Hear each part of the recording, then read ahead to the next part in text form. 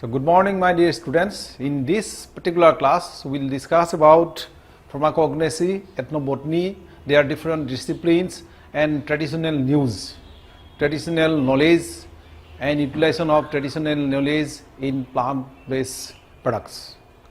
So very first topic is the pharmacognosy. As you know that the term pharmacognosy was coined by Sidler, who was a German botanist, and it comes from two different Greek words. The first word means pharmakos, meaning the drug or medicine, and the gnosis, G-N-O-S-I-S, gnosis means the knowledge. So it denotes with the knowledge of plants utilized for the welfare of human being. So in this way, the word pharmacognosy being coined by Sidler. And even today, about a quarter of all prescriptive medicines in US, and it has got pharmacological bases, and it has got more bioactive components. Bioactive components, that is mostly plant-based active components, which are generally utilized for curing different ailments and problems in human health. So hence it involves. So pharmacognosy involves involves in the identifications. First the identification, second one is the physico-chemical characterization, their cultivations, their extraction and their preparation, quality control and biological assessment of drugs. So it may be a plant leaf, it may be a flower, it may be a root, animals or even plant extracts may be used to isolate the bioactive chemicals. So the basic thing is that the very important bioactive chemicals present in any biological organism, particularly in plants, generally is the source of medicine, and in pharmacognosy generally these are generally taken into consideration for study. Any plant preparation used for health purposes rather than simple for nutritional supplement or add to flavor to food is called a medicinal preparation. So the medicinal preparations, it is any other than food, any plant products which are other than food or flavor used to control our health, used to aid our health, can be called as medicinal preparations. So any plant preparation for health purpose rather than simple or for nutritional supplement or aid to flavor to food is called as medicinal preparation. Some examples of such compounds includes caffeine, then salicylic acid, and some chemotherapeutic, entropic and anti-gout agents which can be used as materials. Pharmacognosy in drug development. Now, according to American Society of Pharmacognosy, the definition of pharmacognosy is the study of the physico-chemical, biochemical and then biological properties of drugs. So any form of drugs, its physical properties study, its physico-chemical properties studies, its biological properties studies is concerned with the science of pharmacognosy.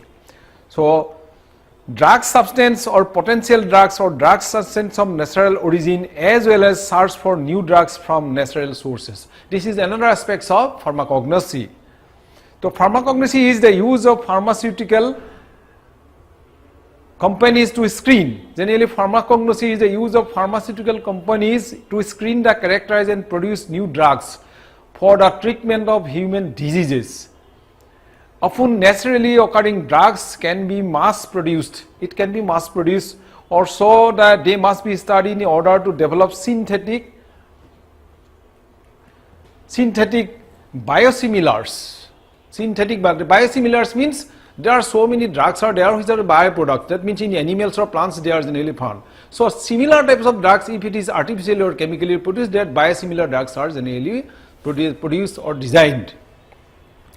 So producing these compounds synthetically allows the modifications to be made such to increase the bioavailability.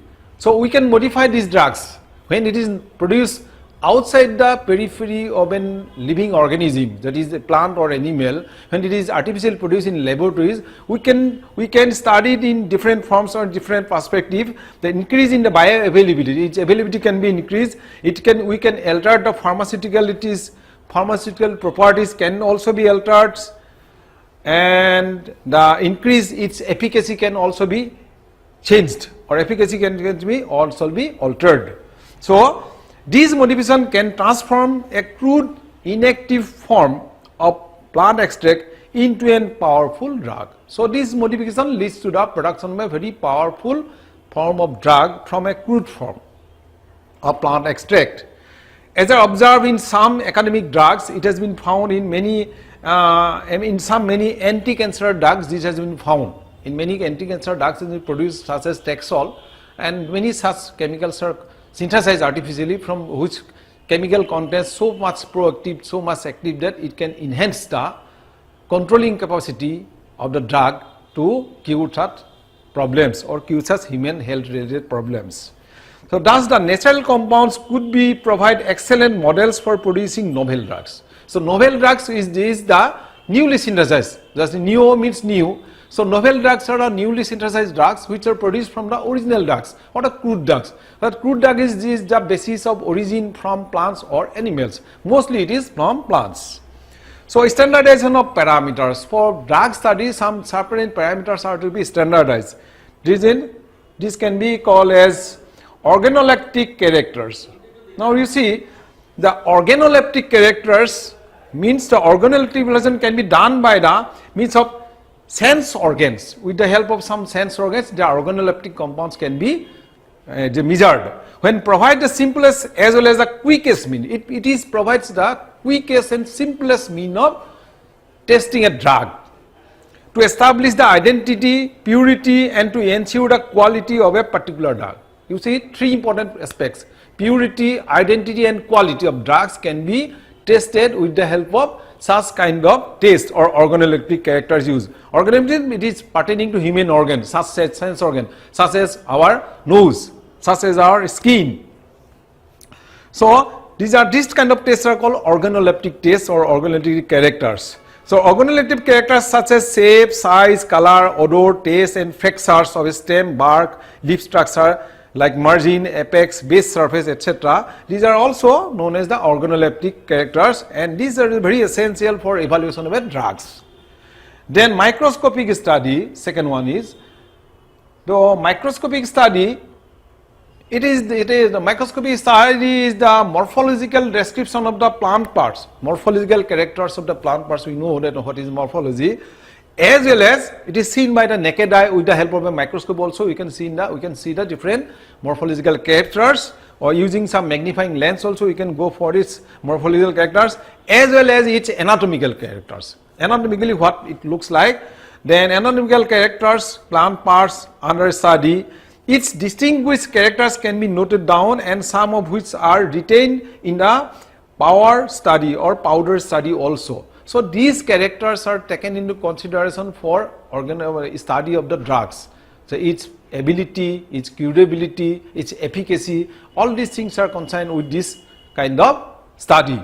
So these are another microscopic studies are another important tool for designing or obtaining a drug quality or designing a drug. Then physicochemical analysis of drugs. So this parameter which is studied are the moisture content. Physicochemical content means the physical and chemical properties of the drugs. So these are it includes the moisture content and what type or how much amount of moisture is there. Then loss on drying, what quantity, quality, if any kind of quality is lost due to dryness, or total S, acid insoluble S, alcohol and water soluble extractive value, etc. are taken into consideration. Then petroleum ether soluble extractive, because we know that drugs can be soluble, may be soluble in water, may be soluble in organic solvent also. So these are some petroleum ether and other are some kind of organic solvents which are used to evaluate the physicochemical analysis of the drugs. So extractive value, ethyl acetyl, these are all organic solvents. Acetone soluble extracts values, S values are also determine quality and purity of crude drugs. It's S when it is burnt to form a S. From the S also we can analyze its drugs content or chemical contents of the drugs. And in presence of various impurities, there may be various impurities may be present there, and oxalate, silicate, these are the same impurities.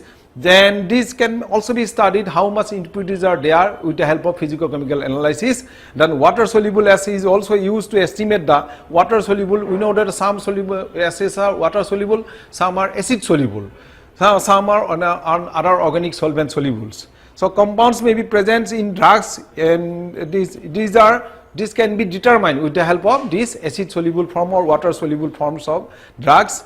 And the acid soluble S consists of mainly silica and indicates containing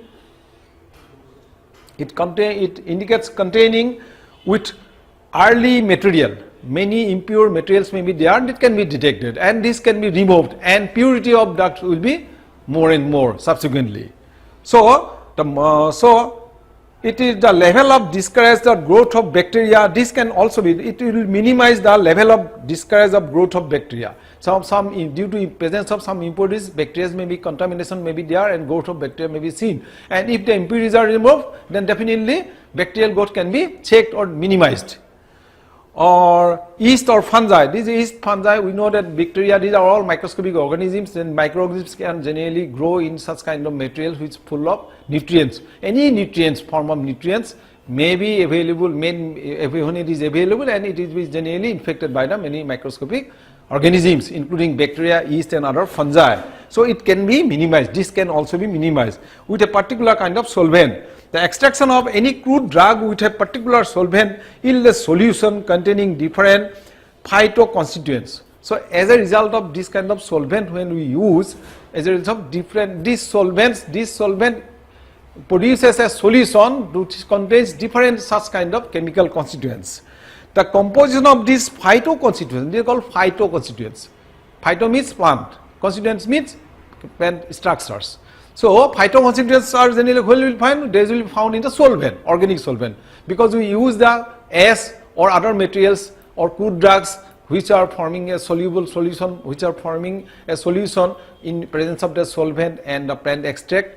And in this solution, we can study in this solution very different kinds of phytoconstituents. It depends upon the nature of the drug. So the nature of the phytoconstituent will be depend upon the nature of the drug and the solvent used. It also gives the indications whether the crude drug is exhausted or not. This is also indicates the whether crude drug is exhausted. That means whether its efficacy is lost or not. Then phytochemical analysis, we will go for the phytochemical analysis of the drug. Here what we will do, generally crude powder or crude drugs are generally extracted in different solvents. In different solvents, these are extracted for various phytoconstituent tests, and there are certain standard procedures. Then various solvents means various chemical substances. It may be acid, it may be organic solvent, even it may be water. They are generally tested for presence of alkaloids, and these are meant for generally tested for alkaloids. We know that alkaloids are very proactive biochemical substances which have got many positive effects on our human health. So these generally tested in presence of alkaloids, flavonoids, and tannins. These are the three important biochemical reagents or chemical compounds having medicinal properties, showing medicinal properties on human health. And phenols, cardiac glucosides, terpenoids, steroids, and saponins. 2,5-fluorescence analysis. A small quantity of dry plant powder is placed on this. This is a 2,5-fluorescence analysis is a kind of analysis. It is a kind of phytochemical analysis apart from solvent method, where generally dry plant powder or drug powder, it may be a leaf extract, it may be a leaf powder, it may be a root powder, anything. That good powder is placed in the grease, clean microscopic slide, and 1 to 2 drops of freshly prepared reagent solution is added, then mixed with gentle trickling slide and view under microscopes.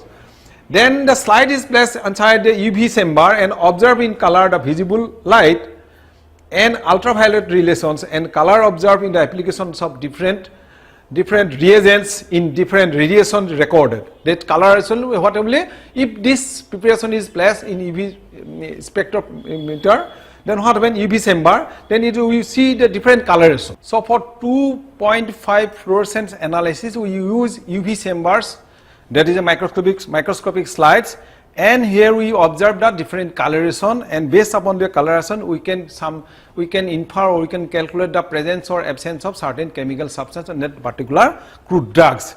These are the general techniques. The color observed by the application of different reagents in different radiations recorded, and generally the color changes is noted reagent like powder. Different powders are generally present, different colorations are found, and on the basis of these different colorations, generally different forms of impurities found in a particular drug can be determined or can be found.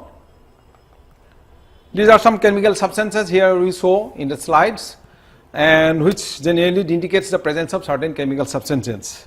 So some constituents show the fluorescence in a visible range. It is very important to note that there are certain chemical constituents are found which are generally show some fluorescent particular or fluorescent characteristics. Fluorescence, we know that some kind of illuminations. So the ultraviolet rays generally produces this fluorescence characteristics of medicines or crude drugs, in the crude drugs or chemical substances found in the crude drugs, in many natural products which do not visibly fluorescence in daylight. So in daylight generally not they are found to be fluorescent, but under UV light they are found to be fluorescents. So these fluorescent properties are also generally studied. If substances themselves are not fluorescent, they can be often converted into fluorescents. We can make them fluorescent by using certain chemical reagents, and some of these reagents like this. So hence crude drugs are often assessed. So ultimately crude drugs are generally often assessed. Why it is assessed? Qualitatively in this way, and it's important parameter for pharmacognostics. So for pharmacognostics, it is very important parameter. Drugs are to be tested or it will be analyzed, its validified, its effectiveness, its intensity, as all these things are to be taken care of. Only then the drugs can be designed and produced for common people use. So thus the process of standardization, this is called standardization. By the means standardization means we can standardize the amount or dose by which we will apply to a particular person, disease person, so that that particular ailment can be controlled within a specific period of time. So this standardization process can be achieved by stepwise in pharmacognostic studies by as stated above. These studies help in identifications of and authentication of plant-based material. Such information can act as a reference information for correct and identification of particular plant, and also will be useful in making a monograph. Monograph means about a plant enter informations. Monographs of plants. Further, it will also act as a tool. It will also act as this analysis will act as a tool to detect adulterants if there is any kind of mixture, any kind of abnormalities are there, if kind of some sort of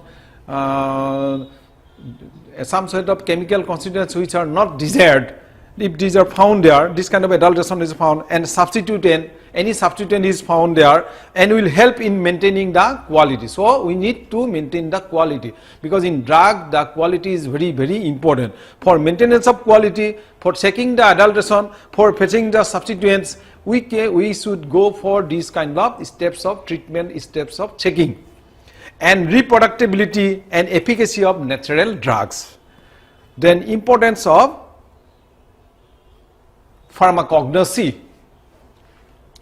So traditionally pharmacognosy was recognized as a vital part of drug development process and pharmacy education, but began to be neglected with the advent of new miracle that can be synthesized in the laboratories. Because nowadays what happens, many chemical constituents are found in plant-based material and now are artificially produced in laboratories, and these are not bad also, because it is not that very important plant is there, is very rare and endangered plant is there which has got certain medical properties, and these plants are haphazardly collected from the natural situation, and if it is continuous for drug or for other purposes, then the plant will be ultimately defaced from the surface of the earth and it will become extinct. So as a result, if some substitution is made, that is some artificially by in laboratories, the chemical constituents what is found in the plant based material which is responsible for that particular kind of drug may be produced in the laboratory also, then it will be more beneficial for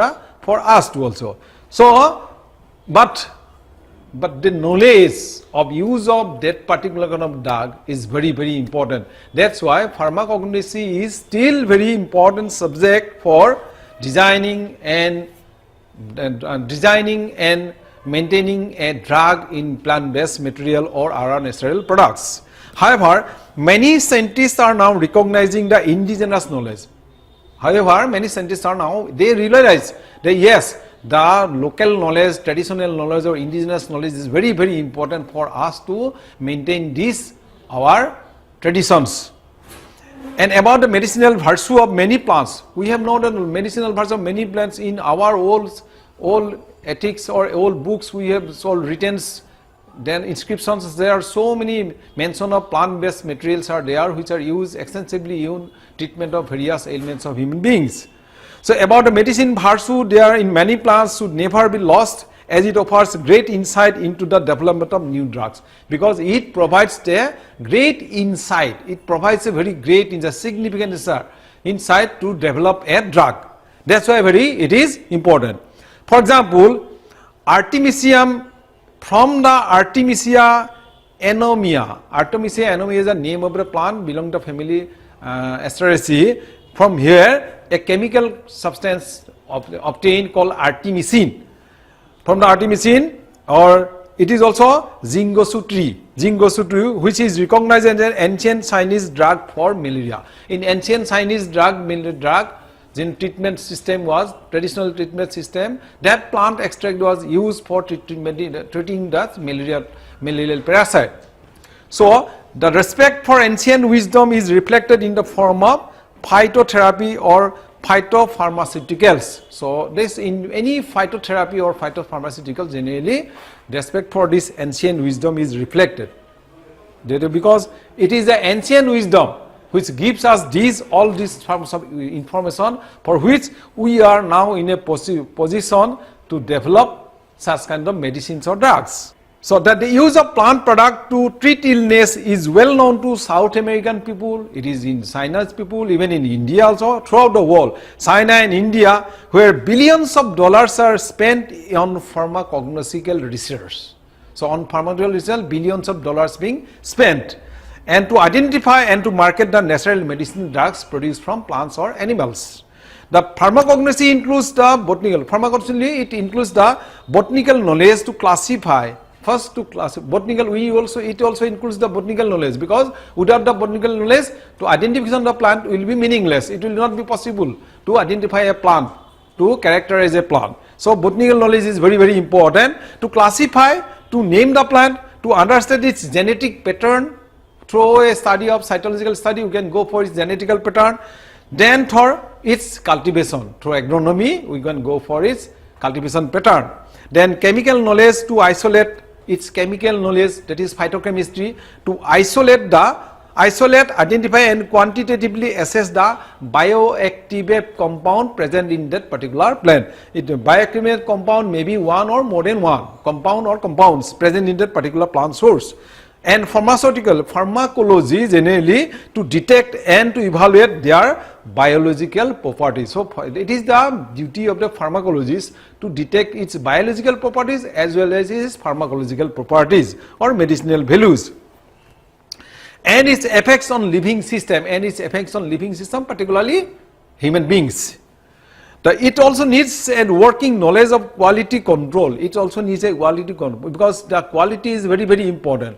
Unless a drug is extracted from the plant, and what is the chemical concept, without knowing this, based on traditional, if it is directly used, generally the consequence may be very bad also, very adverse also. So it is very important for quality control also. Quantity of the drug is also very important aspects for pharmaceutical use or pharmaceutical study. So identify, qualitative assess bioactive compounds and the plant source. Pharmacology, it is to detect evaluate their biological properties, effect on living system. It also needs working knowledge on quality control to ensure, why it is quality control required? To ensure correct identification and purity of drugs. Correct identification and purity drugs. For drugs, we need the quality control. Stephen Powers, 1875, an American, used the term the aboriginal botany. He who used the term aboriginal botany in his description of plant as Nissan's Indians of River, California, for medicine, food and textile fabrics. The French botanist, this is the history of development of ethnobotany or pharmacognosy. So it is the ethnographic botanic for study of plant from archaeological sites. Now we are studying from pharmacognosy going to ethnobotany, because it is also related with pharmacology. Traditional knowledge, ethnobotanical studies and pharmacology, they are intricately related subjects. So we will also discuss the ethnobotany. So this is a term ethnobotany. Before using this, the American scientist Stephen Powers, 1875, was the first to use the term aboriginal botany. Aboriginal, it is botany, but it is aboriginal, but it is original people who use the traditional knowledge of plants and use in medicines and practicing in different their systems, daily to daily life. And he described this kind of plants using the Nisaran Indians of Bear River of California. And there are historical accounts were given, different archaeological survey also revealed these facts. However, in 4th December 1895 suggests the ethnobotany, that the term University of Archaeological Association on 4th December 1895, on 4th December 1895, the term ethnobotany was used, suggested by John Hirschberger. He is the father, we can call him as the father of ethnobotany also, because he used for the first time, he coined the term. Ethnobotany, the term was coined by, it is in 1895 by John Hirschberger.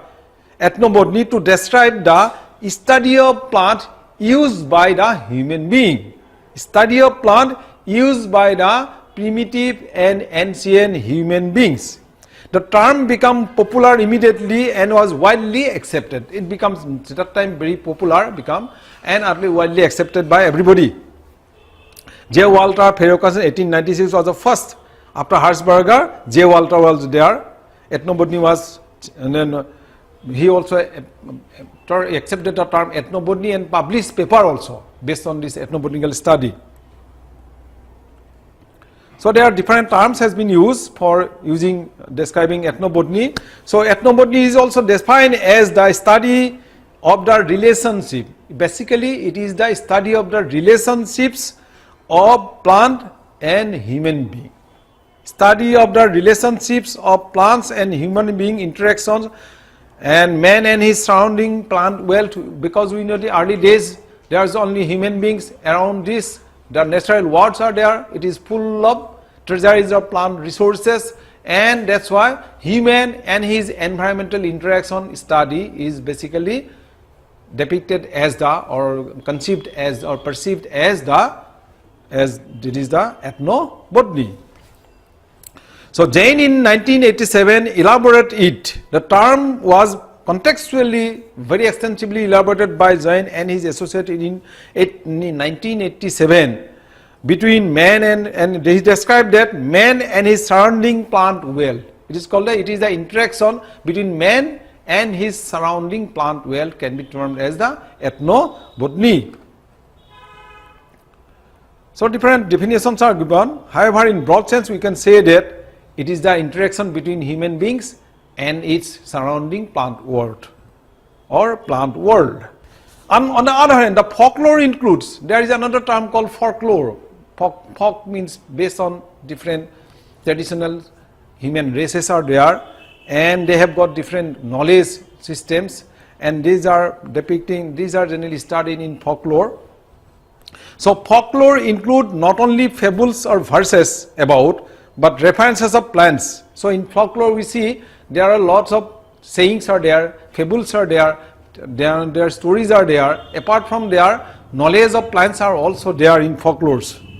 So the concrete relationship, including mainly the relationship how the plant worlds are related to human beings. These are really related through the use of plant material used as food, as medicine, as house buildings, as in agricultural operation and other domestic uses. So trade or better plants in fine and art and culture, in paintings, everywhere there is the knowledge of plants being utilized by human beings from very time immemorial or from the date of civilization started. There is, however, a misconception that prevails in the minds of many people that ethnobotany is extensively or exclusively concerned with the relationship of only primitive and aboriginal people with plant. It is not so.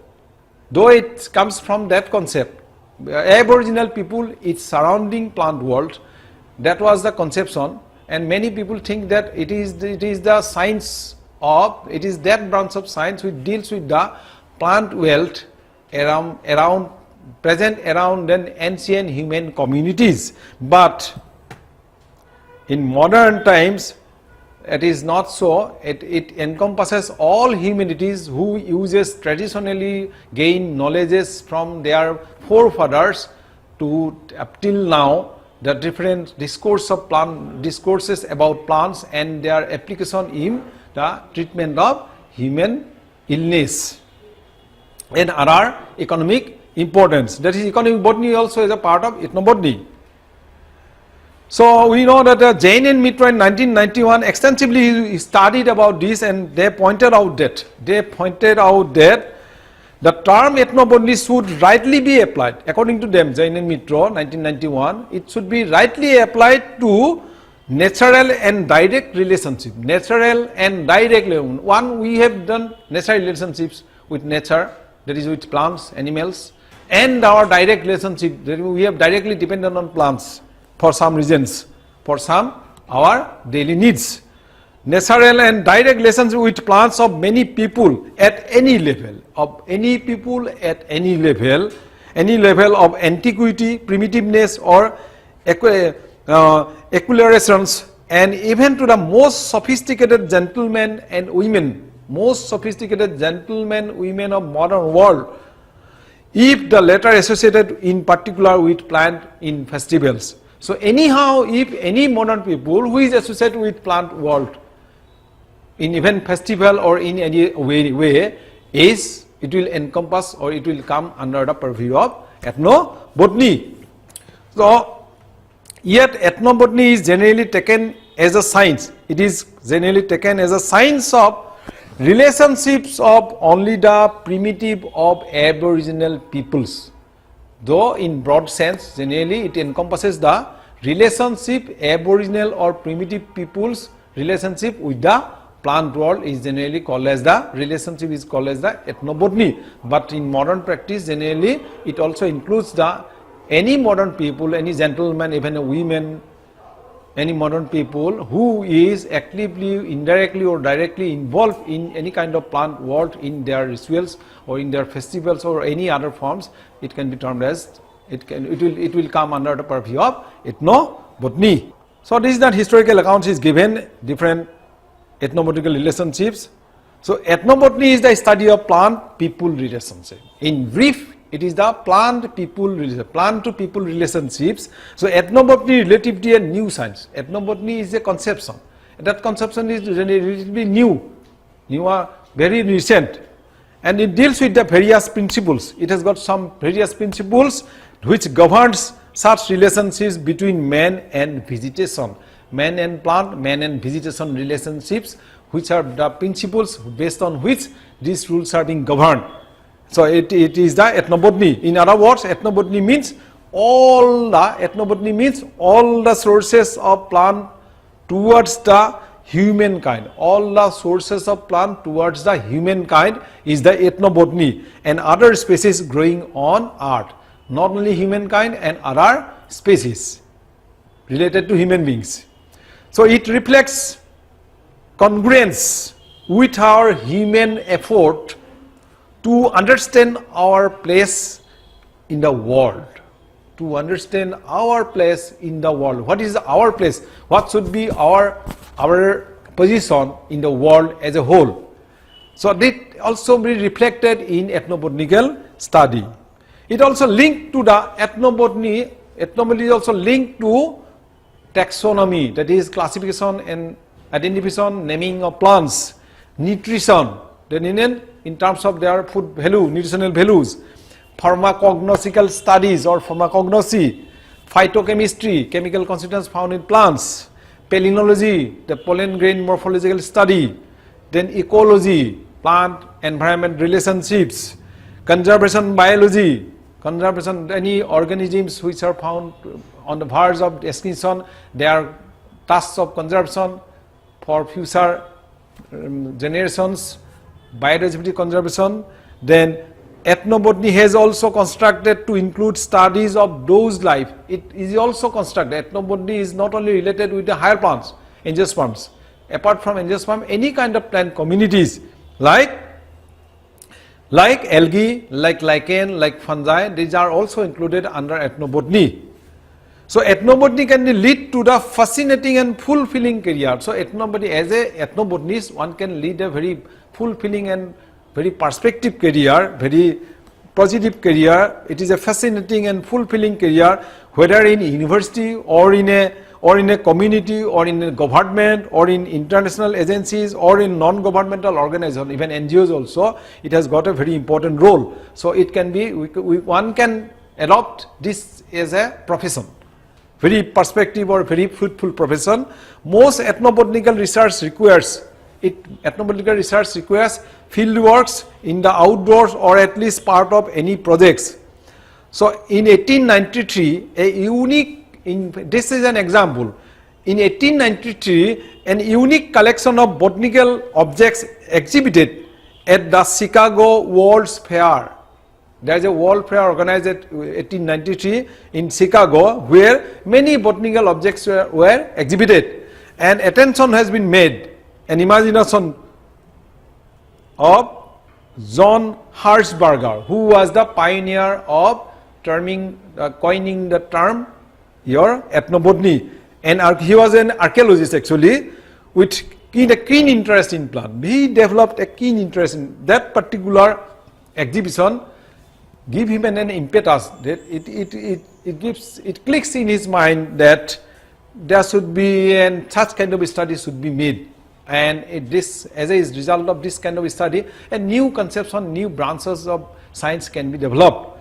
This collection inspired Hirschberger to propose a new field of study written up in the Botanical Gazette in an article. He wrote an article that time in Botanical Gazette that is called The Purpose of Ethnobotany 1896. That very important article called The Purpose of Ethnobotany in 1896, that was published in Botanical Gazette in 1896. Then approaches to ethnobotany. Ethnobotany relatively a new science. Relatively it is a new science comparison to botany, zoology or other branches of science. It is a new science. It deals with the various principles which governs such relationship between man and vegetation. Okay, so in more simple word, ethnobotany means all sources. It means all sources of vegetation of plants towards humankind and the other species on earth. All sources of plants towards humankind and other species of the earth. So according to, it has a broad prescription. This is the broad prescription. Originally it was humankind, ancient people and plant world. Now it is not. It is all sources of plants towards humankind and all species on earth, including all species of earth. So it has got some ecological implications also. According to this above approach, which could lead to the development of following subdivision of ethnobotany. Ethnobotany is it, as a result of this, many subdivision has been developed. Number one, such as ethnobiology, Ethnobiology means study of bryophytic plants. We know that the bryophytes is a special group of organisms. It is a non-seed producing organisms, or it is also cryptogamic organism. It is a study about their medicinal values, their utility. When it is studied, it is ethnobiology. Likewise, it is ethnocosmetics, material used in ethnic group, folk, people, or rare for care. For care, any skin care, facial care, or other care, when this is used, it will ethno-cosmetics, which the materials which are used by the old, recent, or old people, or ancient people, or particular ethnic communities, and when it is used for care, it is called ethno-cosmetics. Beautification, ornamentation of body, particularly skin and hair. This is called ethno-cosmetics. The ethno-dietetics. Ethno-dietetics means it is pertaining to diet. The aspects of ethno-gastrology which related to choice, content, frequency, consumption of nutritive values of food. There is a nutritive values of food. How much to be eaten, what to be eaten, what to be taken, what not to be taken, etc. When are taken into consideration, these aspects when are studied, these are called ethno-dietetics. That ethno-ecology, it is basically related to ecology also, our environment. So, because ethnobotany is that branch of science which deals with the study of all plant resources to humankind and species. So, when it encompasses all species, so definitely it will come under ecology. So, it is ethno-ecology. The ethno-gastrology, then ethno-gynecolology, because there are gynecological problems in females are seen in many cases, even in today also, in ancient societies also it was explained.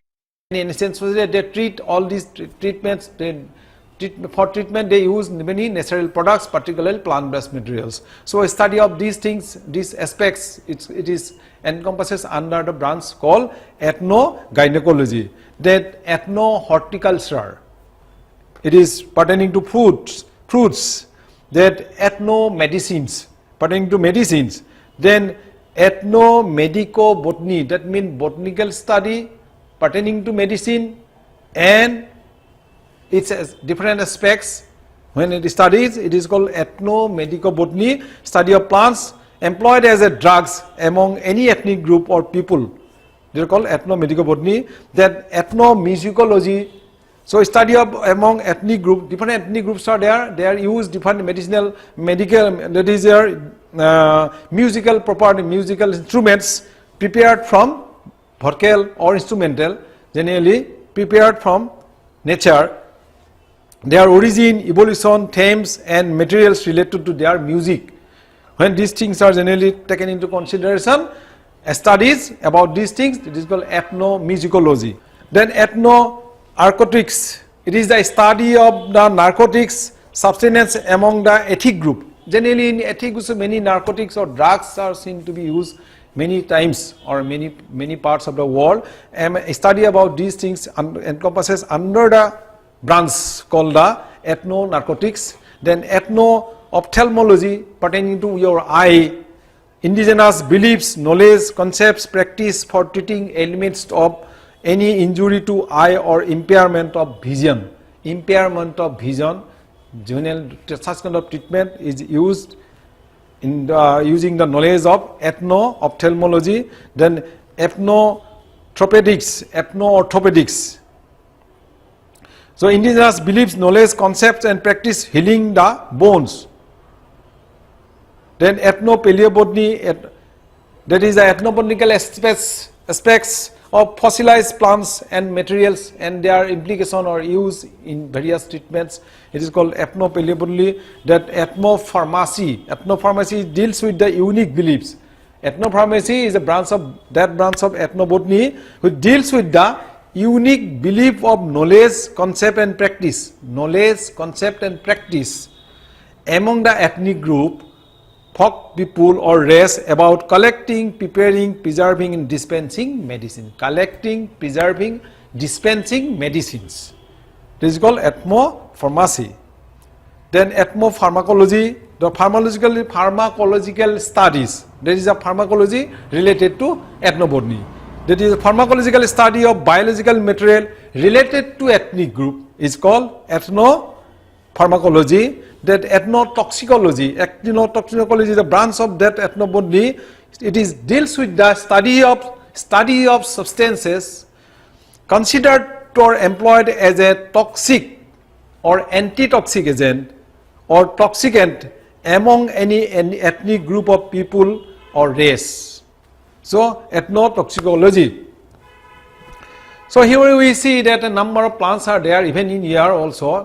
We use a plant in Assamese, it is called bee longoni, that is extensively used as a fish poison. So these many chemical substances are found in plant-based materials which have got toxicity or toxic effect on human being or in other species also. This kind of study is called ethnotoxicology. Likewise, ethnobictionary or ethnotoctrionary, it should be ethnobhoctrionary. Ethnobhoctrionary deals with the unique belief of knowledge. Unique belief, it is simply belief of knowledge, concepts, skills and practice among the folk relating to health of animals. So it is ethnobhoctrionary or veterinary, ethnoveterinary. Then ethnozoology deals with all aspects of direct relationships between man and animal. Between man and animal relationship study is called ethnozoology. So these are some aspects of ethnobotany. Now the current issues emerging from ethnobotanical research. So ethnobotanical, as a result of this ethnobotany coming as a new branch of science, and so many researches going on throughout the world in different parts, in different terms of the time, and their findings enriches the knowledge of ethnobotany, and as a result of this, the new concepts, new issues are emerging in the field of ethnobotanical research. So one of such issue is the IPR or intellectual property right. We know that in 1990s the ethnobotanical contributions were made to science in the field of ecology. In 1990s it is in the field of ecology. Now sustainable agriculture management practice in the economic potential of undiscovered plant compounds plants in 1995, and at the heart of this contribution is the inherent value of indigenous people knowledge. That this sustainable agricultural management practice developed as a result of conception or knowledge from indigenous people. This was first studied by France in 1995, and at the heart of this contribution is the inherent value of the indigenous people knowledge, which is known as a traditional knowledge. Now, it is also known as a traditional ecological knowledge, TEK it is called, because they also concerned with the conservation of such plant species also, TEK. So hence TEK, it is a cumulative body of knowledge. It is a cumulative body of knowledge, practice and beliefs. So evolving by adaptive process and handed down through generation. It is evolved by some adaptive process, and this knowledge is handed down from generation to generation by cultural transmission. Through cultural transmission, these are generally percolate from one generation to other generation. And the relationship of living beings with one another and the environment. Burke 1999, he first time discovered this fact, and there was also number of qualitative associated with TEK. It is considered as a fluid of evolving similar to biological diversity. It is a fluid of evolving. It is called a fluid of evolving. Fluid and evolving similar to biological concept or diversity, and has close link to the indigenous life. It has got a close links to the indigenous rights, because indigenous peoples have their traditional knowledge from time immemorial, and this traditional knowledge being exploited for the welfare of human being. But the benefit of this knowledge goes to the people, when some people will earn money out of this, while the original people who had the granary of knowledge will be deprived from their all rights. So this cannot be accepted. So this importance of TEK has been, that's why the importance of TEK has been recognized. in ecology, then bioprospecting, then language conservation. So, in this respect, in India, India is the proudest symbol. We can call India as the proudest symbol of heritage in tribal culture, because we have so many tribal communities in us. They have got a granary of knowledge which still need to be exploited, or it has to be researched. The tribal communities in India are the primary source of folk culture. These are the folk culture.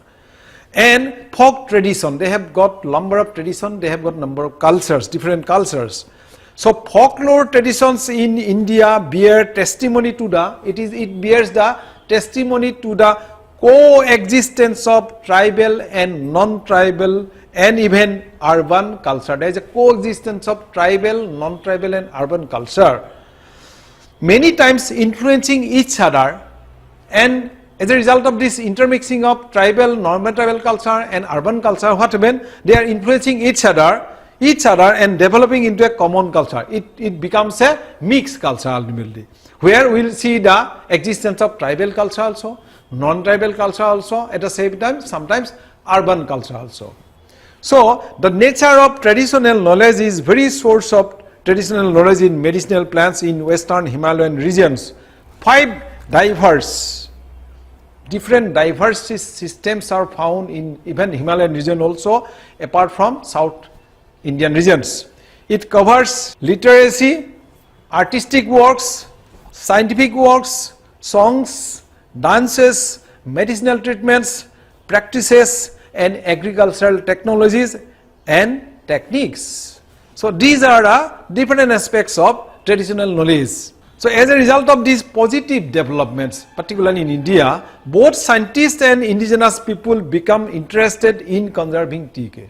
So as a result of this, because urban people are very intellectual and very they have developed so much, they are related with the modern systems, the modern science. So as a result of this intricate relationship, what when they develop a common interest in conserving this TEK. So no, we need to conserve this knowledge which is being inherited from our forefathers. So the applications of scientific knowledge relating to our bioresources for the human welfare demands a data on socio-economic aspect. We need a data. What is the situation? We need a database. Impact on environment. What is the impact on the environment? We need the data. What is our conservation of biodiversity? What is the conservation sequences? What is the scenario of conservation? Whether these plants are very important, whether these plants are nowadays available or not, if they are available, how much they are available, what is their strength of their existence, what is at what condition they are now found to be in existing conditions. So ethics demands preservation of knowledge. So that develops the ethics. We need a moral ethics. What is the moral ethics? This moral ethics demands that we need to preserve this knowledge. We need to preserve this knowledge, our traditional knowledge.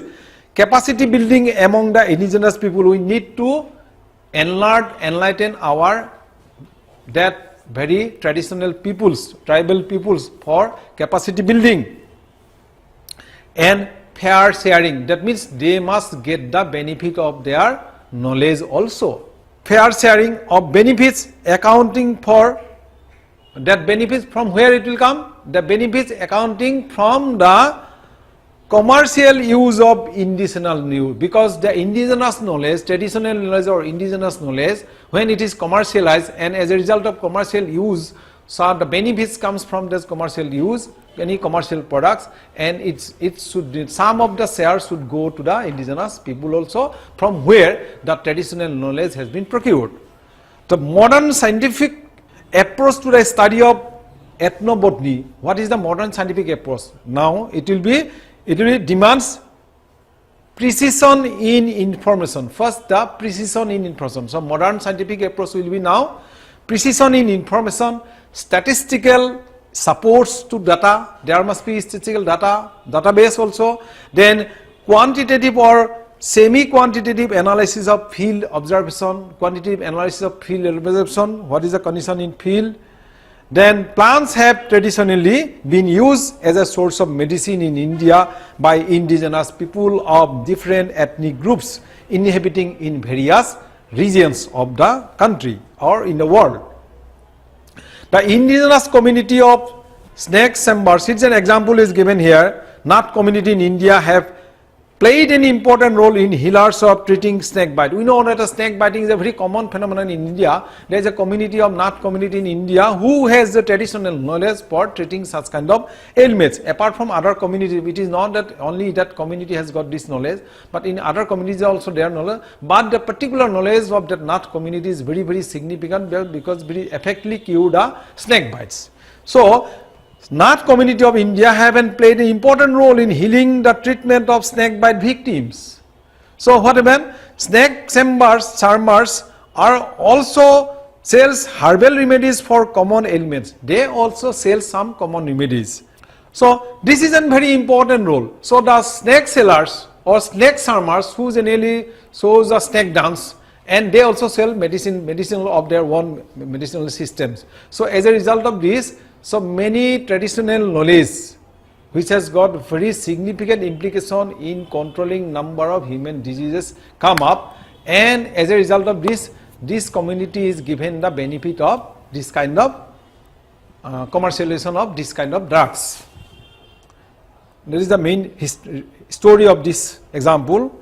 Now the IP is a protected law. IP, intellectual property right, is a protected law. So intellectual property, now this comes under the rule called intellectual property right. So any property, that is the property being carried out by a person or group of persons, and this knowledge must be protected at what cost so that they can get some benefit out of this. That's why it is the birth of IPR or intellectual property right. So IP is a protected law. For example, intellectual property right, it refers to the creations of mind. It is the first creations of mind, such as invention, literacy, artistic works, designs, symbols, names, images, which are used in commerce, which are commercially exploited. So all kinds of things are commercially exploited, and the benefits out of it must be protected and must be given to the discoverer or inventor also. So IP is a protected law as such, and for example, patent, copyright, trademarks. These are some examples. These are some examples of intellectual property right. Some examples of intellectual property right: patent, copyright, and trademarks, which enable people to earn, recognition and financial benefit. Recognition, earn, and financial benefit from what they invent or create. So that's all for all today. So we are going to conclude for the session for today.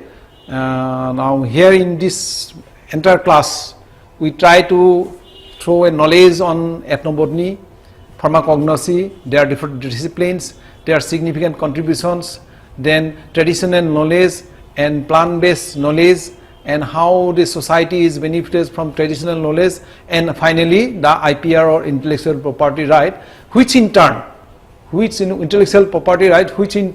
sum up with three important aspects. One important intellectual property right, it is the right to a person or group of person for creating or for invention of any kind, artistic, scientific or other kind of inventions, for which they will be given financial benefits or other kind of benefits, or their recognition must be given or protected by law. That's why the IPR is created, and it has got basically three examples, three parts, namely trademark, copyright, and patent. Thank you.